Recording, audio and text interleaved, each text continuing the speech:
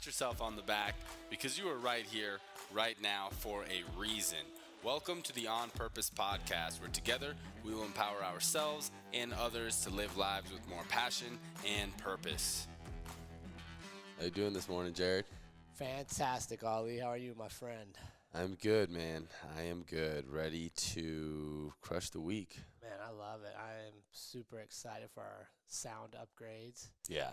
Hopefully the listeners will pick up some clarity and things, some fancy headsets, a new soundboard, with all kinds of buttons so I can do stuff like this. Yeah. Yeah, these headsets are sweet. I'm loving them. Well, it's just a next evolution, man. As we continue to grow and get bigger, we got to make sure our quality stays there and that we're continually challenging ourselves. So we will learn some new technology.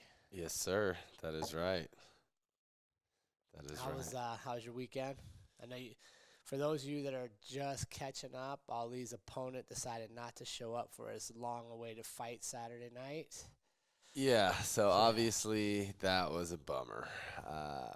I had my few hours of being pissed off and frustrated and feeling down, but I'm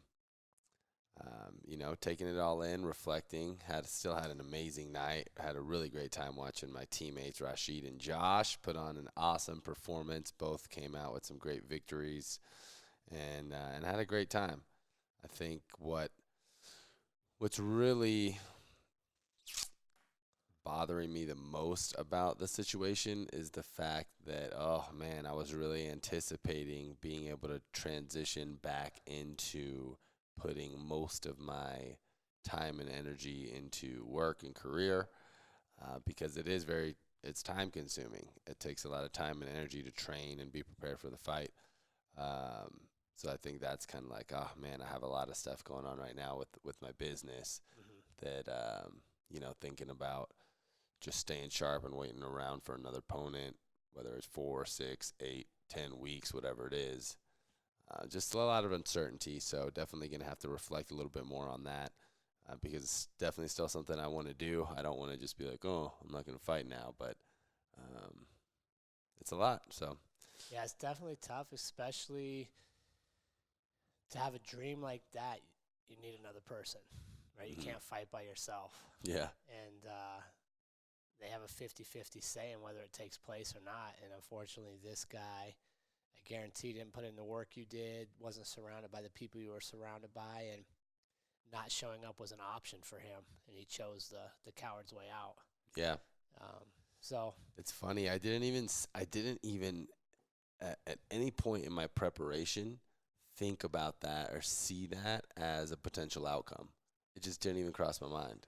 Because you can't prepare for that. Yeah. Nor do you want to, right? Right. Because think about it, if you're going into practice, going into whatever you're working on for the day, and you're thinking, well, this kid may not show up, it gives you an out to not work as hard as you need to work. Right. Because if he does show up, then you're going to be like, damn, I should have worked harder. Yeah. And we don't ever want to prepare for fights or life in general thinking that something may not show up. Mm-hmm. Like, we got to prepare that we're going to get the best of whatever's coming our way. And if you're ready for that, then obviously you can deal with the lessers. Mm-hmm. But I guarantee if we could meet with this young man and look, he didn't surround himself with the right people, and not showing up seemed like an okay idea, where in our circle, not showing up is never going to be the right answer. Right. If we're going to take an ass whooping, we're going to show up for it. Yeah. I mean, that's just the way it works. Yeah. Yeah, so some things to think about there, and we'll definitely keep the community posted about my next moves for the fight. In other news, we had a fun episode last week. We judge people. I really enjoyed talking about that one, and I had some reflections around that. What are you thinking? Well, for my purposeful practice, it really made me a little bit more conscious about initial judgments, what I thought of people. So I kind of held that around, and even after the reflections, I still stand by and feel really confident in what I said, that no matter who it is, like this kid, immediately when he dropped that, I had immediate judgments. I was very frustrated, and I shot down what his excuse was, like, oh, bullshit, family emergency, like whatever. But then I try to revert back to, well, who knows? Who knows what it could have been? Maybe it really was. I hope his family's okay. And I tried to not have as negative judgments as my initial judgments. And overall, I felt better. Yeah, it's still a shitty situation. Yeah, I'm still not fighting. Yeah, it's frustrating. But I felt in a better overall mood when I wasn't like, man, fuck this kid. That's bullshit, and didn't let that anger and frustration consume me, because it was a few hours. I was in this space of just pissed, frustrated, just like, fuck, man, I put in all that work. I was mad. Yeah. And then after a few hours of kind of working through those emotions, I was like, all right, this is useless. Yeah. I'm not gaining anything by staying in this space. And it started with kind of that judgment. It was a lot towards my opponent of like, this dude let me down. He could have let me know weeks ago if he was going to back out, whatever. Right. I'd cut the weight, everything. It was the day before that I found out. So yeah, it was the day of weigh-ins. Yeah, the day of weigh-ins. Yeah. So it was Friday morning. I'd already cut all my weight. So I found that, sometimes our initial judgments don't serve us best. And I like to try and find, even if it's just the little tiny sprinkles of greatness within people, I like to try and find that. So that was kind of my week. I think what you talked about is something we've talked about to our listeners before, is it's okay to process all those emotions associated with it. Instead of just dismissing it and saying, I'm fine, it doesn't really matter, and holding that in, which would then manifest itself in other ways. It would come up at the least opportune time. It hadn't been processed. You worked through it. And initially you were angry with him, rightfully so. He got you down.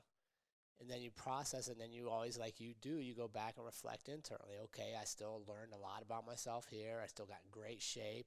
Like you posted, you still have great abs. Yeah. I was like, let's have abs. Yeah.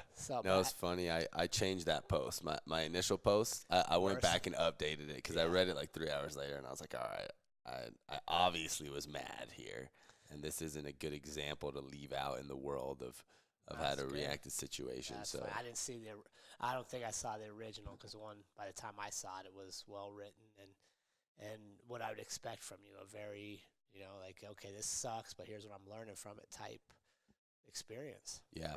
Big shout out to Sparta Sports and Entertainment as well for them going above and beyond to make things right. They more than doubled the commission that I received, which more than doubled the donation to Be Bold, right, and comped tickets for the next event that I'll be on for anyone that did buy a ticket. So thanks to Sparta for that. That was a really good display of their character and what that organization's about, and I was impressed. Sure. And that's why we partner with them so much. Yep. Because you can count on them. So as one dream crumbles and has obstacles, it allows another one to rise. Yeah. What about you? Do you have some special judging reflections? I feel solid where I'm at with that. And it was funny because not too long ago, my oldest daughter went through a breakup with a boyfriend. Okay. And she was like, you didn't like him from the minute you met him. And I was like, nope, not at all. And it's interesting. I think with life experience comes like shortcuts to knowing where certain things go, if that makes sense. Yeah. Like when I meet somebody and, like an example, you meet somebody and they have like all these stories they've done. Like, I've done this, I've climbed this mountain, I've done this, I worked here, I worked there. Mm-hmm. And then, you're like, like it just in your experience, like that's a lot to cram in a short period of time. Mm-hmm. You could kind of start seeing through, okay, this is just somebody trying to impress you. Like you're not getting the true feel. And you can call it judging, which it is, but like I said in the episode, it's judging off experience. I know if somebody comes in and everything is the greatest, everything they've ever done is the greatest, that's probably not a person I'm going to spend a ton of time with. Mm-hmm. And so I can kind of shortcut, like, how much time am I going to give this person? Because if I felt like I had to come to you and the only way I could get your time was to exaggerate everything I've ever done to hope that that impresses you, well, what's beyond that? Like, Yeah. what is that? That's already showing you that that's how they deem their worthiness to be around you. It's not a place I want to spend a lot of time. Yeah. You know, and my daughter was like, gosh, like from the very first deal. And so I kind of broke down. I was like, well, here's what I remember from meeting him the first time. This story, blah, blah, these things, all red flags to me. Mm-hmm. All red flags that it's not a place that's going to thrive for me. So why continue to hang out there and pretend I didn't see these? You know what I mean? And that's kind of what we're talking about, judging with experience, based on your experience, or just judging because of what other people told you. Like, nobody told me he was a bad person. Right. Nobody told me a lot of stuff wasn't true. I experienced it. Like, I listened to him and go, wait a second, dude. Yeah. Like, this I isn't don't know, possible. yeah. And I think that's okay.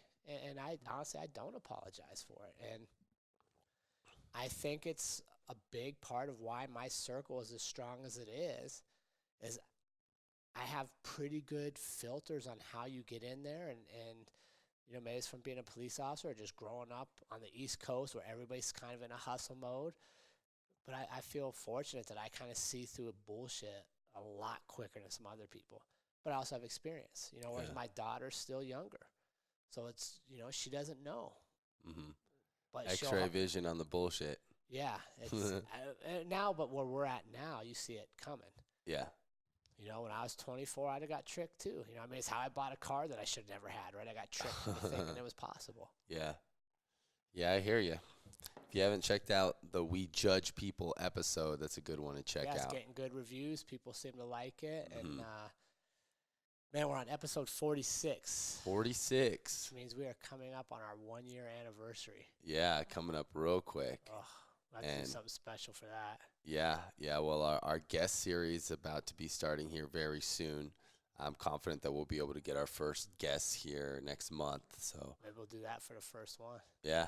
That'd be awesome. Yeah, first one of the new year. And we can't do it without the community, so we thank you all for joining us and allowing us to share in what is your most valuable commodity you have, which is your time. Yep.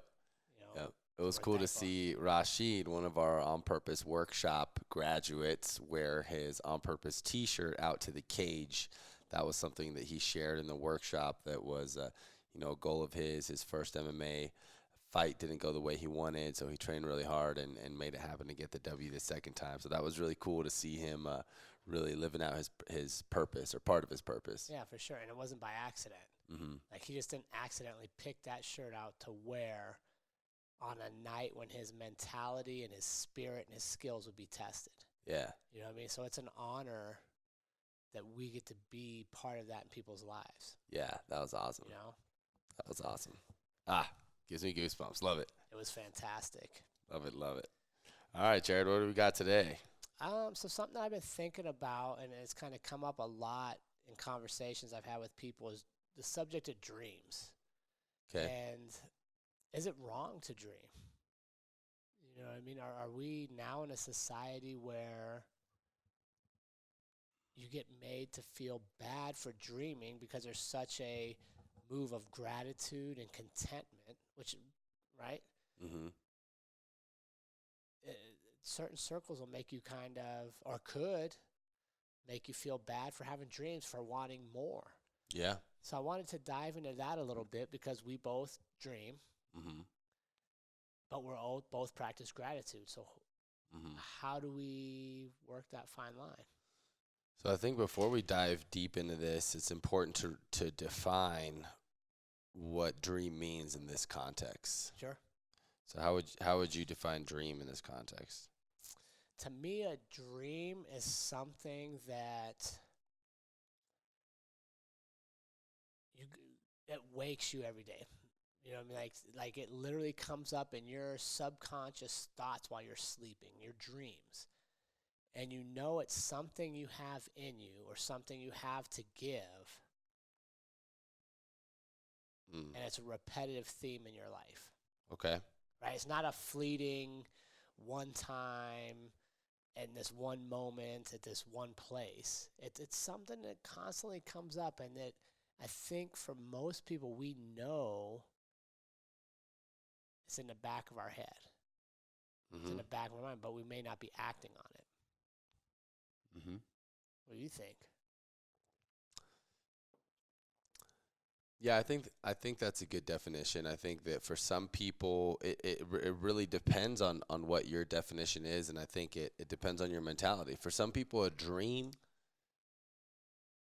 is simply a dream, something that people don't truly believe they'll actually achieve one day, something that seems far out in the distance, and they just dream about it. To other people who are achievers, a dream is something they know they are gonna make happen. They're gonna make a reality one day. That it's constantly on their mind, that they're thinking of how to actually achieve and manifest that dream. So I think depending on how you think of the dream makes it gives the true meaning. So in my opinion, I think having a dream without actually having true belief and faith and desire that you're going to achieve it and manifest it is disrespectful to yourself. Is, I is like it. is disrespectful to yourself to be wasting that time, those thoughts, that energy, especially if you're talking about it as if you're going to achieve it when deep down you don't believe it. That's first and foremost disrespectful to yourself. Forget about telling other people. Nobody, at the end of the day, everyone's self-interested. If you're telling other people, okay, that no one's really going to buy into your dream until they actually see stuff happening. But I think that if you actually don't believe, then it's all just a dream, and that's all it'll ever be. I love that. There's a line from a Biggie Small song. It was all just a dream. We'll have to Yeah. play. I love that. It was So just a dream. yeah, yeah. You know what I'm talking about? Uh-huh. So, but here's what I find interesting. Everybody, when they go to sleep,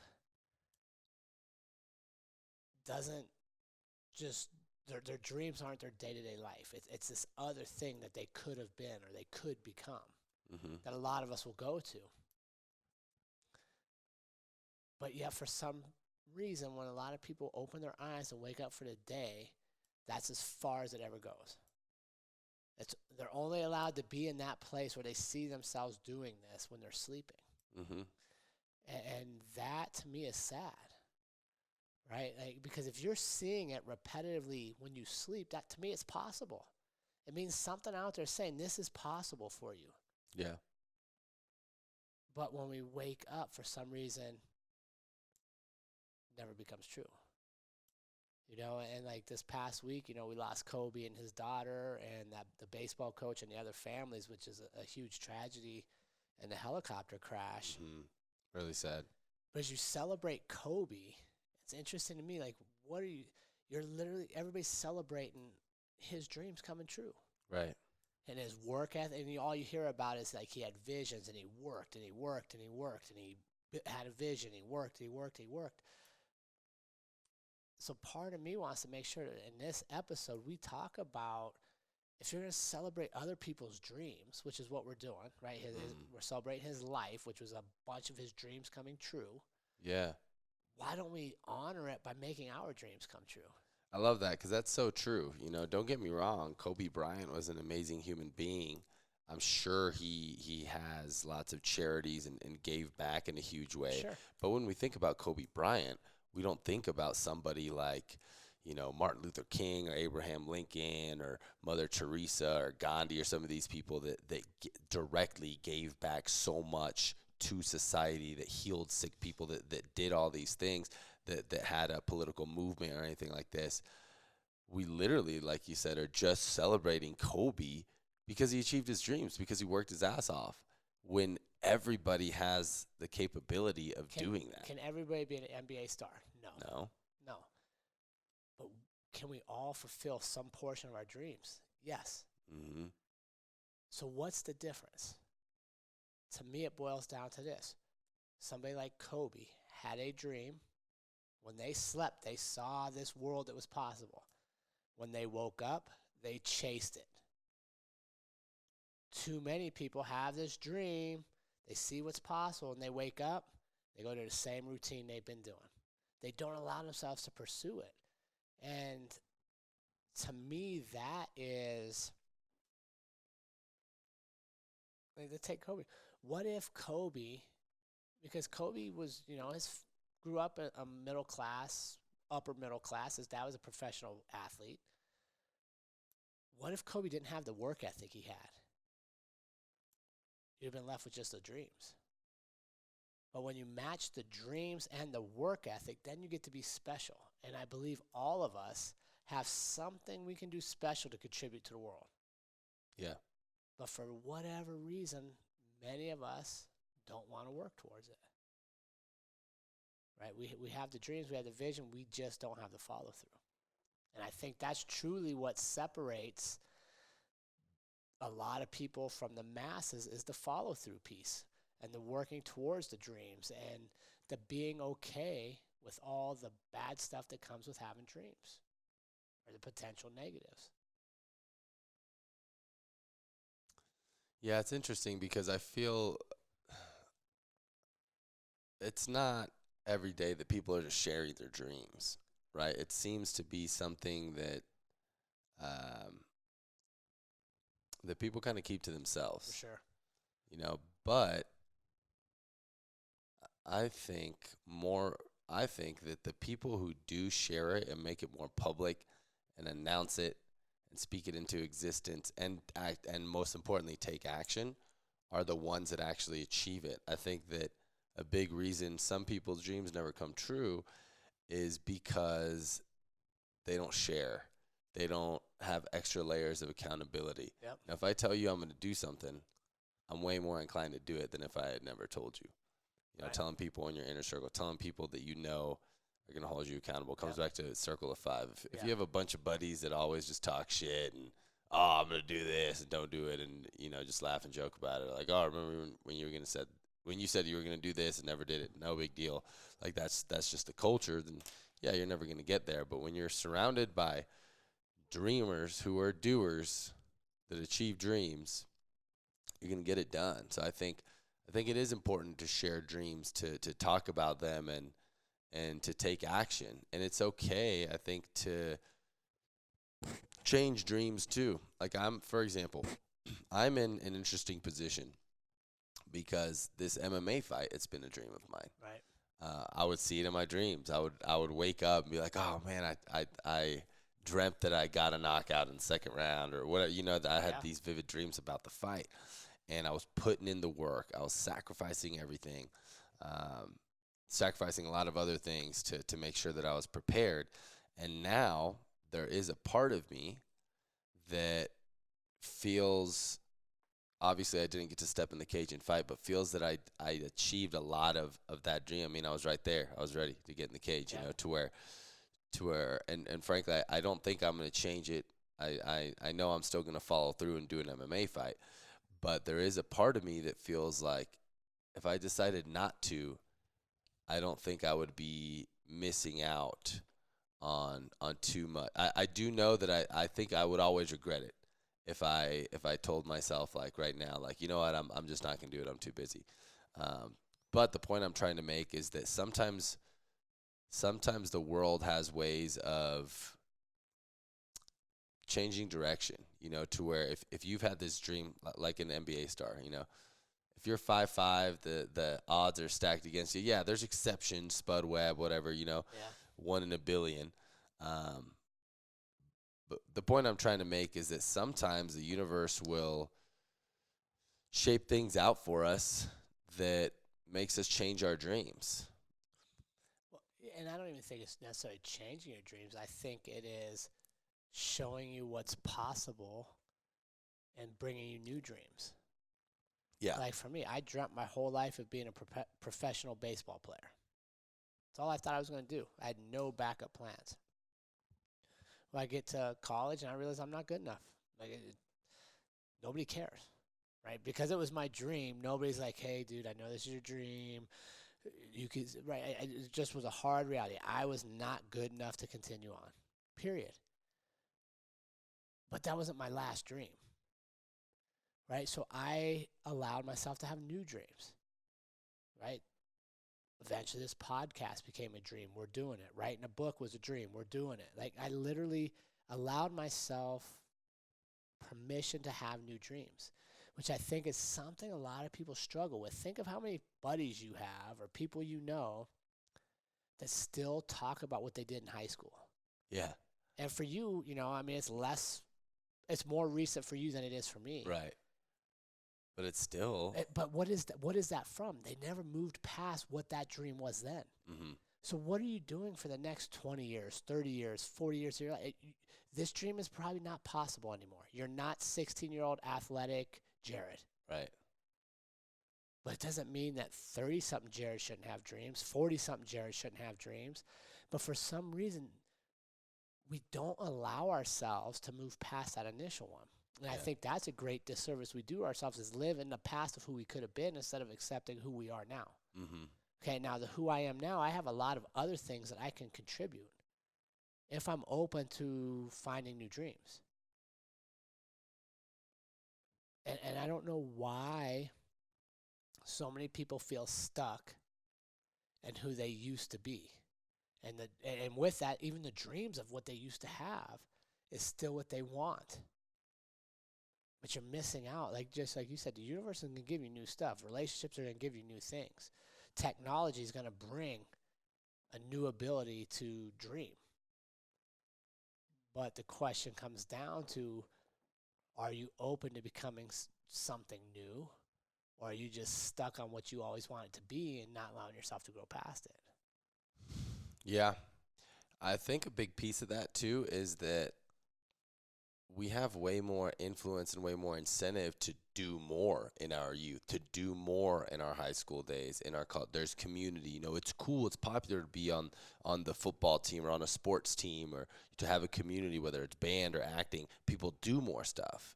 And for me, and after graduating, I wanted to do because I don't know. I don't know, to this day, I don't know what my ultimate life dream is going to be, right? What my legacy is going to be. I know bits and pieces, but like you said, things change, new relationships, new technology, new everything, to where I'm trying stuff.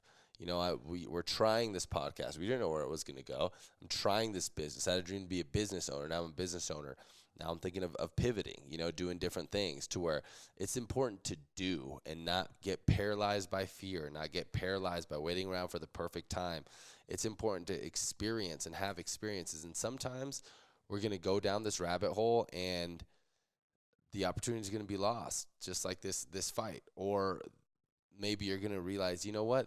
At one point this was my dream, but I don't want this anymore because of what I did. But I think it's important for us to execute on what we do believe is our dreams, what we want for ourselves. And it's okay if at some point down the road it's not. I think it's even worse if we have this dream and we're working towards it, and at some point we realize, you know what, this isn't truly what I want, but because it has been my dream, because I've worked this hard, I'm just going to keep doing it.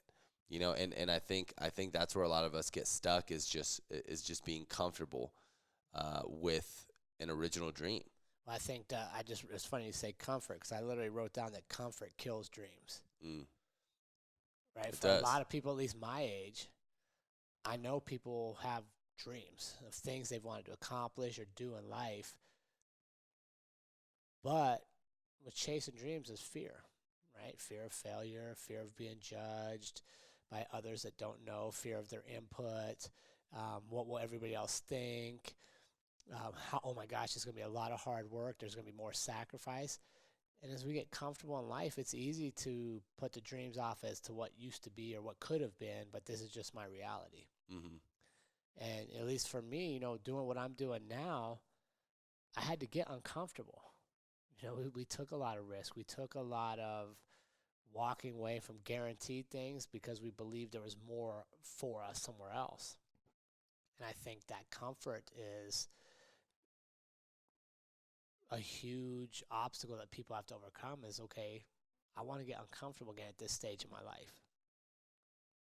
Yeah. So what do you think about the people that argue that they're content, whether or not they're young or old? I, I I know that you're also a huge advocate of gratitude, as am Yeah. I. And even though I want more in my life in every aspect, I want more. I'm grateful for what I have. I really am. Am I content? I wouldn't say content, but I'm grateful.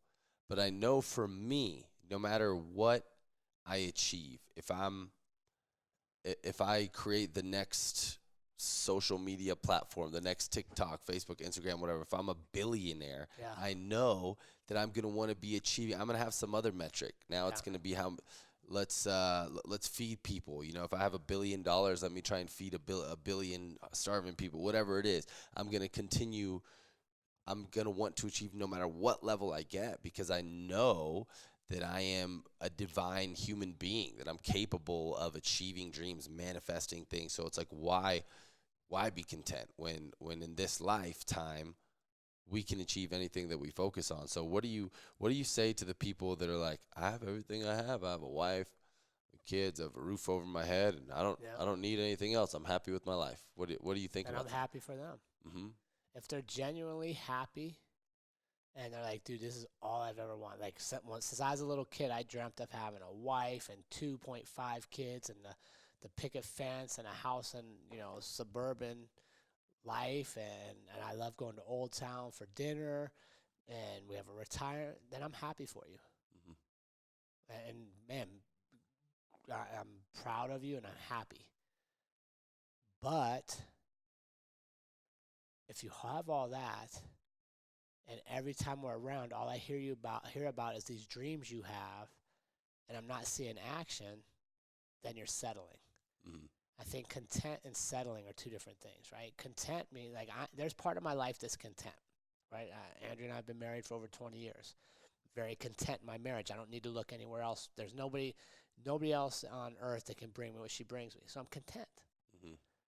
Doesn't mean I'm not going to strive to have more in our relationship. I'm not going to strive to continue to be a better husband as we grow. Mm-hmm. Right? I'm content with the children I have. They bring me happiness. I'm teaching them lessons.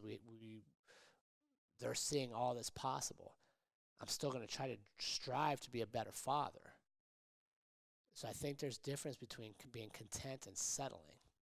Right? Settling means this is what I got, and whatever the universe gives me, that's all I'm asking for. Well, I'm saying, no, man, like, be content in some of your relationships, but you can always strive to be better at them. But if somebody comes to me and is like, Jared, I don't want your life. Like, I just want to be, let's say that I want to be a policeman for 30 years. I want to go all the way up till my official retirement date, and then I never want to work again. And I'm going to have this, but then do it, man. Right. But be happy doing it. But if every day from year 20 to year 30, all I hear you complain about is having to do this and count down the days so you don't have to do it, then I argue you're wasting a lot of time.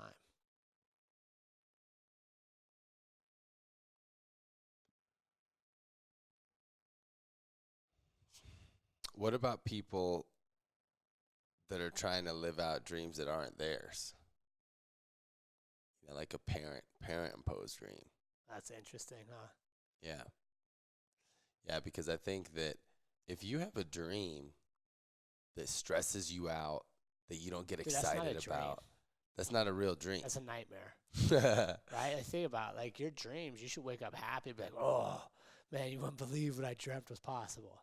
Mm-hmm. If you're waking up stressed, then you don't have a dream. That's a nightmare. And I think you're probably right. It's probably somebody else's expectations of you that you're accepting. Yeah. Now, here's what I will tell you is probably the hardest thing as a parent, and I even find myself struggling with this. When your kids come to you with their dreams, Mm-hmm. it's hard to not want to kind of protect them and tell them some of the obstacles they may face. And you're not doing it to kill the dream. It's like a protective instinct. And I found that even I have to struggle with that as a parent. When they come like, hey, there's a dream, I have to, like, consciously be like, perfect, let's do it. Let's see, how hard are you willing to work to make it happen? But especially, like, for Andrea, she's very logistical. Like, she likes lists. She likes to anticipate all the potential problems and have potential solutions. Mm-hmm. And that's easy for people to take as you don't believe in my dream. It's easy for people to take as a limiting, hey, well, I had this dream, but Dad told me there's like 4 things that could go wrong, so I'm not even going to do it. Right. And I think sometimes that's kind of where, are we around people that are encouraging dreams, which will then facilitate action, or are we around people that want to limit dreams all the time? Mm-hmm. So is your response with your kids the same when anyone tells you their dream? Do you immediately? No, I think it's way different. Okay. So what is it when I think it's a just, friend tells you a dream of theirs? I'm always like, oh, dude, that sounds freaking great. How you gonna get there? Like, Right. I just want to, but I do ask how you gonna get there, because Right. I don't have, I don't want to. We were talking about taking control of our time. I don't want to just sit and listen to everybody's pipe dreams that they have when they're drunk, or they have, once a year. Like, if we're gonna take time, you're gonna tell me this is your dream, then I also want to know, okay, what steps have you thought about to get there? Mm-hmm. Because now I know it's serious and I can support you. But it's weird when it's your kids. Like, you want to protect them from some of the failures. You want to protect them from some of the heartbreak that can come with having dreams. Mm-hmm. Unintentionally. Right? And it's funny. I think it's just that emotional connection you have to your kids and their success. That quite, if you have a dream and it doesn't come up short, I know you're going to learn something from it, bounce back, and be fine. But I think there's just a natural instinct to kind of protect your cubs from some of that. Mm-hmm. Yeah, it is interesting. So what do you have to say to people who are kind of, that you don't know if they have dreams? Do you encourage others to dream? Do you encourage people to do more? Yeah, I think everything we do encourages that, right? Like, let's be honest, why are people part of this podcast? Because they want more. Why do people come to the gym? They want more. Why did people buy the books? They wanted more. So I think, here's what I love about living dreams. You give permission to others to do the same. Right? Everybody, seems to me in our world today, a lot of people are looking for permission to really be themselves. And when you live your dream and share it, you give people permission to live their dreams. And that's why you look at our communities, it's people are on the move. Mm-hmm. Like, there's nobody in our community that's like, hey, dude, I'm just chilling where I was. Circle back around and get me. Like, everybody's on the move. And why is that? Because we are living for them. Hey, we're chasing our dreams. Doesn't mean we don't have fears and struggles and failures, and we put in so many hours to train for a fight and then a kid doesn't show up. Like, we got bad stuff happening. Things that are hard to deal with. But they're in the realm of us pursuing something greater. And I think it truly comes down to when you live your dream and you model that for other people and they see it, it allows others to chase theirs. And think about who's going to show up at a meeting with either of us, quite honestly, and just complain about everything in their life and then not have plans to change it. Not many, because we're going to do what? We're going to be like, dude, make changes. Right. Or I don't want to be around this. Yeah. or we're never going to hang out with that. Yeah. Right? So I think when you live your dreams, you give permission to others to live theirs. And like Kobe. I think so. Like Kobe. How many, think about it, how many NBA players, if you're into sports, you'll catch this. But for the last 2 days, every NBA game has started with a tribute to Kobe. And what's the underlying story is everybody in the NBA now, because of their age, for the most part, the majority, grew up idolizing Kobe. What was Kobe doing? Living his dream. And now a lot of them are in the NBA because why? They saw Kobe living out his dream, and it gave them hope that they could live theirs. Mm-hmm. Yeah. I mean, that's what dreaming does. It's contagious. But It's not easy. No. And it doesn't come without risk, and it doesn't come out without naysayers and failures. People forget Kobe is such a great example. His first 2 years in the league, he was on the bench. He didn't start. I didn't know that. Yeah, he was a role player for the Lakers because they had a really good team. How many people remember Kobe not being a starter? Nobody. Mm-hmm. The series against the Utah Jazz, I think it was his first or second year, he shot 2 or 3 air balls in a row at the end of the game. The Lakers lost. Close game. But he took every shot. Shaq was pissed at him. All the older dudes on the team were mad at him. How many people remember Kobe shooting air balls to lose a game? Nobody. Because he continued to work and dream and evolved. Now when you think of Kobe, you think of a fantastic scorer, a fantastic leader, the Mamba mentality. Well, that was just a dream and hard work coming together. And for some reason, a lot of people won't take action on their dreams because they're afraid they're going to be judged on the failures associated with them. Well, Kobe failed lots. But he took the experience of failing and continued to work hard towards it. And now all we remember is the actual dream coming true. And I think for many people, if they could get over the fear of what everybody will think if they fail at a dream, they would probably work towards it more. Yeah. I mean, and here's the crazy thing, Ali. Let's, like, off the top of my head, Colonel Sanders. Okay. Major part of his story is what? Failure. Failed at business, failed at marriage, failed at this, failed at... Didn't start KFC until he was, like, in his 70s. Wild. Walt Disney. How many times did he fail pitching the whole Disney ideas? Yeah, went bankrupt. Numerous. I mean, there's so many, but for some reason, we look at all these other people and we celebrate their dreams coming true, and we're like, oh, look what they overcame. Oprah, look what she overcame. But then we stop and we don't see the ability in ourselves to do the same thing. Right? We look and it's like, oh, they overcame all this and that, and their dreams are true. But for some reason, for us, we're so afraid of having that first failure, that first roadblock. Oh, what will Ali think if the podcast is a failure? Well, because I'm so worried about what you think, I don't even try. But I'll celebrate all these other people overcoming things that I won't try myself. And that's a huge inhibitor to dreams coming true. That's sad. And you know what?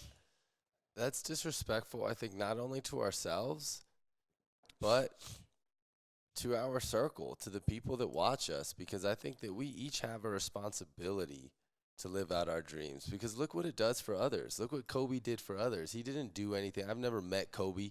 I've never talked to him. Never talked to him in my life.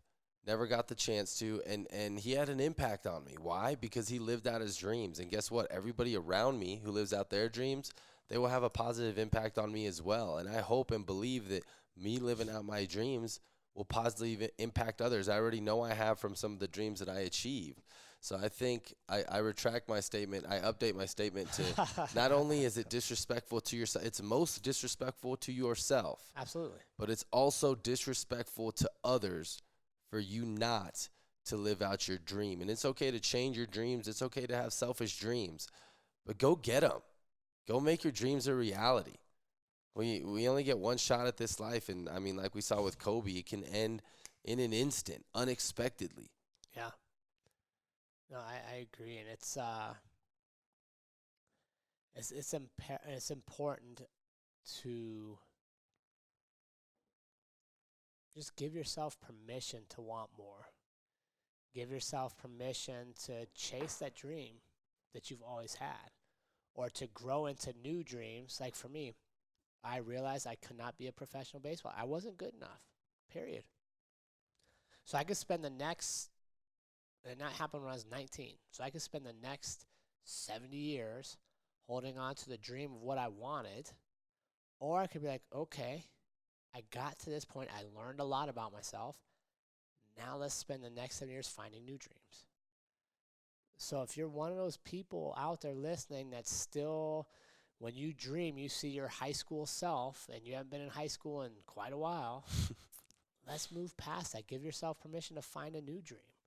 Find something new that creates a legacy for you. And I think that's why I do a lot of what I do, and I think probably you're similar, is I'm very aware that my time here is short. Mm-hmm. Right? I'm very aware that we're all going to die. I want to create things that allow a legacy to be built so that my kids' kids share stories of what we did, so that our time here is worth remembering, not, hey, you know, my dad just showed up, but like he did the bare minimum his whole life. Like that person's forgotten, unfortunately. Who's remembered? The people that chose to chase the dreams and that shared it and really got the most out of whatever years they have. And if you're listening to our podcast, if you're taking the time to be part of this community, you have something greater in you, guaranteed. Guaranteed. Or you wouldn't be here listening to us.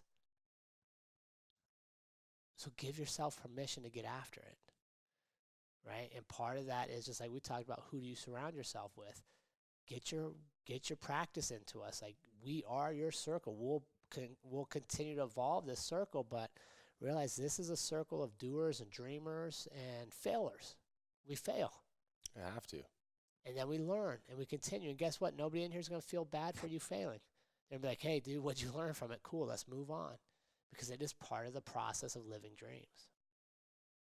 Amen. You have our permission. Dream on. Yeah, we're going to fail right alongside you. Mm-hmm. Cool. Let's give us a purposeful practice, Ali. Yeah, let's get after it. So first part of this week's purposeful practice is, if you have a clearly identified dream, are you working towards it or still dreaming? Be honest with yourself on this one. Reflect, take a moment to answer that piece. Part 2, if you have unfulfilled dreams, what are you doing about them? Really reflect, is it okay for them to be unfulfilled? Why are they unfulfilled? If they still need to be fulfilled, what are you going to do to fulfill them? Part 3, how do you support the dreamers around you? And then last, but most importantly, email your practice to onpurpose.official@gmail.com. Jared and I would love to learn more about your dreams, give you some feedback, and do what we can to help the dreamers around us. So get your practice in, and let's keep living on purpose. Yeah, awesome. Well, thanks for being here again, Ali. It's always a highlight of the week to spend this time sharing thoughts and ideas with you. Love it. Thank you. Team, remember, life is far too short to live any other way than on purpose. We'll see everybody next week.